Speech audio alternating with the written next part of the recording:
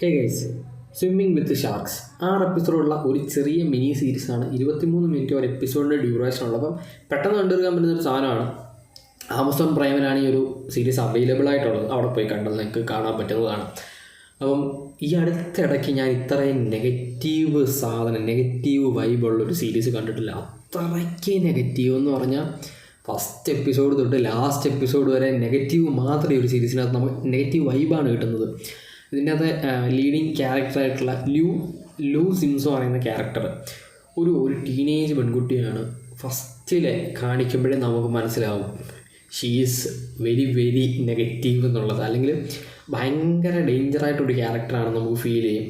അതേപോലെ തന്നെയാണ് ഇത്രയും നെഗറ്റീവ്, ഇത്രയും ഡേഞ്ചർ, അഗ്രസീവായിട്ടുള്ളൊരു ക്യാരക്ടർ. അതായത് സൈലൻറ്റ് കില്ലറാണ് പുള്ളിക്കാരി. വലിയ സംസാരവും കാര്യങ്ങളൊന്നുമില്ല, പക്ഷെ മൊത്തം ചെയ്ത്താണ്.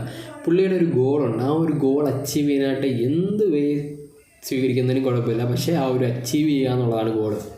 അപ്പം ഇതൊരു ഹോളിവുഡ് പ്രൊഡക്ഷൻ കമ്പനിയുമായിട്ട് റിലേറ്റ് ചെയ്തിട്ടുള്ള, അല്ലെങ്കിൽ ആ ഒരു പ്രൊഡക്ഷൻ കമ്പനിയിൽ നടക്കുന്ന സ്റ്റോറിയാണ്.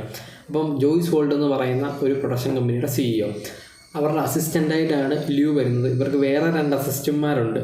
ആ അസിസ്റ്റന്റുമാരുടെ ഒരു പൊസിഷൻ തട്ടിയെടുക്കാനായിട്ടാണ് ഈ പെൺകുട്ടി നോക്കുന്നത്, അല്ലെങ്കിൽ ആ ഒരു CEO പൊസിഷൻ വേണം. അത്ര ജോയ്സ് ഹോൾഡിനെ ഭയങ്കരമായിട്ട് ആരാധിക്കുന്ന ഒരു ഡൈഹാർഡ് ഒരു ഭയങ്കരമായിട്ട് ആരാധിക്കുന്ന ടൈപ്പുള്ളൊരു പെൺകുട്ടി ജോയ്സ് ഹോൾഡ് ചെയ്യുന്നത് പോലെ ചെയ്യാനായിട്ട് ശ്രമിക്കുന്നു. അങ്ങനെ ഭയങ്കര വിയേഡായിട്ടുള്ള സാധനമാണ്. ഞാൻ പറയുന്നത് പോസിറ്റീവ് രീതിയിൽ എടുക്കരുത്. നിങ്ങൾ ഈ ഒരു ആരാധിക്കുന്നു എന്ന് പറയുമ്പോൾ അതിനെ നെഗറ്റീവ് ഷെയ്ഡിൽ എടുത്തു കഴിഞ്ഞാൽ എങ്ങനെ ചെയ്യും? ഭയങ്കര വിയേഡായിട്ടുള്ള രീതിയിൽ. അതായത് ജോയ്സ് ഹോൾഡിൻ്റെ ഫുൾ ഹിസ്റ്ററി ഇവരിൽ വാളിൽ വെച്ചിട്ട് അവരെന്തൊക്കെയാണ് ചെയ്തത്, അവരുടെ ഹിസ്റ്ററി എന്താണ്, ഇതെല്ലാം അറിയാം. അപ്പം ഈ ഒരു സിനിമ ചെയ്യാനായിട്ട് പോകുന്നു. അപ്പോൾ വലിയൊരു പ്രോജക്റ്റാണ്. ആ ഒരു പ്രോജക്റ്റ് കിട്ടാനായിട്ട് ഫസ്റ്റ് ഇന്ത്യനായിട്ട് ചെല്ലുന്ന ഈ ലൂ സഹായിക്കും. അതറിയും. അതൊക്കെ ഭയങ്കര വീട് രീതിയിലാണ്. അത് കഴിഞ്ഞിട്ട് ഈ ലൂ ഭയങ്കരമായിട്ട് ജോയ്സിൻ്റെ ലൈഫിലേക്ക് ചെല്ലുന്നതും ആ ഒരു പേഴ്സണൽ ലൈഫിൽ വരെ ചെല്ലുന്നു. ഭയങ്കരമായിട്ട് ഇൻറ്റിമേറ്റായിട്ട് ചെല്ലുന്നു. അത് കഴിഞ്ഞ് ഒരു പോയിന്റിലാണ് ജോയ്സ് ആരാണെന്ന്, അല്ല ലൂ ആരാണ്, ലൂ ചെയ്തത് എന്തൊക്കെയാണെന്നൊക്കെ ജോയ്സ് അറിയുന്നു. അങ്ങനെ പോയിട്ട് ഇതിൻ്റെ ക്ലൈമാക്സ് ആവുന്ന സമയത്ത് ഒരു 6ാമത്തെ എപ്പിസോഡൊക്കെ ആയപ്പോഴത്തേക്ക് ഫുള്ള് കാണിക്കുന്ന ഫ്രെയിമുകളെല്ലാം നെഗറ്റീവാണ്. ഇതിനകത്ത് പോസിറ്റീവ് എന്ന് പറയാനായിട്ട് ഇപ്പം ആരെ സപ്പോർട്ട് ചെയ്യുമോ, ലൂവിനെ സപ്പോർട്ട് ചെയ്യുമോ അതോ ജോയ്സിനെ സപ്പോർട്ട് ചെയ്യുമോ?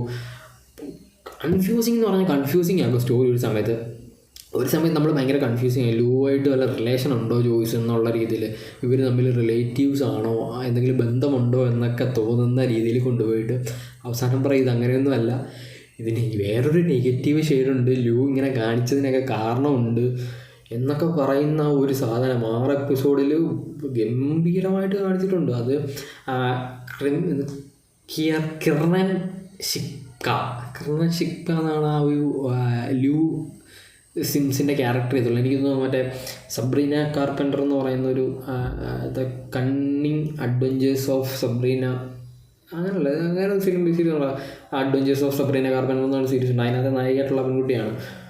ഭയങ്കര നെഗറ്റീവ്. ഇജാതി നെഗറ്റിവിറ്റിയൊക്കെ എങ്ങനെ ആ ഒരു ക്യാരക്ടർ, അതായത് ലുക്കിലാണ്, അല്ലാണ്ട് വന്നിട്ട് ഡയലോഗ് അടിക്കുന്നതിലൊന്നുമല്ല, ലുക്കിലും നടത്തത്തിലും പറയുന്ന സിംഗിൾ വേർഡ്സിലും നെഗറ്റീവ് ഉണ്ട്. പുള്ളിക്കാരി മുഖത്ത് നോക്കിയിട്ട് ഇങ്ങനെ ഞാൻ നിന്നെ തട്ടിക്കളയെന്നുള്ള പറച്ചിലൊന്നുമില്ല, പക്ഷേ ഭയങ്കര നെഗറ്റീവാണ്. അതേപോലെ തന്നെ ഓരോ ഷോട്ടുകളും എടുത്തിരിക്കുന്നത് ആ ഒരു മോണോലോഗ് ടൈപ്പിലാണ് ഈ ഒരു സാധനം പോകുന്നത്. അപ്പം ആ ഒരു ഫസ്റ്റിൽ ഇൻട്രോ പറയുന്നൊരു സാധനമുണ്ട്. ആ ഒരു ഇൻട്രോ തൊട്ട് ക്ലൈമാക്സിൽ കാണിക്കുന്ന സാധനത്തിന് വരെ ഭയങ്കര ഭയങ്കര ഡെപ്തിൽ മീനിങ് ആയിട്ടുള്ള സാധനങ്ങളാണ് കാണിക്കുന്നത്. പിന്നെ ഈ പെൺകുട്ടി എന്തിനിങ്ങനെ ചെയ്യുന്നു എന്നൊക്കെയുള്ള കുറേ ക്വസ്റ്റ്യൻ മാർക്കുകൾ നമുക്കിത് കണ്ടു കഴിഞ്ഞാലും കുറേ ക്വസ്റ്റ്യൻ മാർക്സ് ഉണ്ട്. ഇത് എന്തിനായിരിക്കും ഇങ്ങനെ ചെയ്തത്, അല്ലെങ്കിൽ ഇങ്ങനെ ചെയ്യാനുള്ളൊരു മോട്ടീവ് എന്തായിരുന്നു, ഇവക്കറിയാം ഇവരിങ്ങനെയൊക്കെ സംഭവിക്കുള്ളൂ, പിന്നെ എന്തിനു ചെയ്തു എന്നൊക്കെ ഒരു സൈക്കോ സാധനം കണ്ട ഫീൽ നമുക്കിത് കണ്ടു കഴിയുമ്പോൾ കിട്ടും. ഞാനിങ്ങനെ അൺഎക്സ്പെക്റ്റഡായിട്ട് പോയിട്ട് ഒറ്റ രാത്രി ബിഞ്ച് വാച്ച് ചെയ്ത് കണ്ട സീരീസാണ്. അതായത് നമ്മൾ ഒരു എപ്പിസോഡ് കണ്ടു കഴിഞ്ഞാൽ നമ്മൾ ഉറപ്പായിട്ടും അടുത്ത എപ്പിസോഡ് കാണണം, അല്ലെങ്കിൽ കാണാനുള്ളൊരു ക്യൂരിയോസിറ്റിയിലാണ്, ഒരു ക്ലിഫ് ഹാങ്ങർ സാധനത്തിലാണ് ഓരോ എപ്പിസോഡിലും കൊണ്ടുവരുന്നത്. അങ്ങനെ 6 എപ്പിസോഡും ഒറ്റ വാച്ചിലേക്ക് കണ്ടു തീർത്തതാണ്. അപ്പോൾ അത്രയ്ക്ക് ഇൻട്രസ്റ്റിംഗ് ആയിട്ട്, നിങ്ങൾക്ക് ഒരു നെഗറ്റീവ് ഷെയ്ഡുള്ള സാധനങ്ങൾ ഇഷ്ടമാണെന്നുണ്ടെങ്കിൽ നിങ്ങൾ പോയി കാണുക.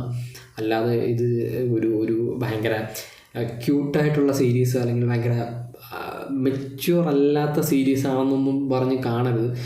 ഭയങ്കരമായിട്ട് നെഗറ്റിവിറ്റി നിങ്ങളെ അഫക്റ്റ് ചെയ്യാൻ പറ്റുന്നൊരു സീരീസാണ്, ഭയങ്കരമായിട്ട് ഇൻഫ്ലുവൻസ് ചെയ്യുന്നൊരു സീരീസാണെന്നാണ് എനിക്കിത് കണ്ടപ്പോൾ ഫീൽ ചെയ്തത്.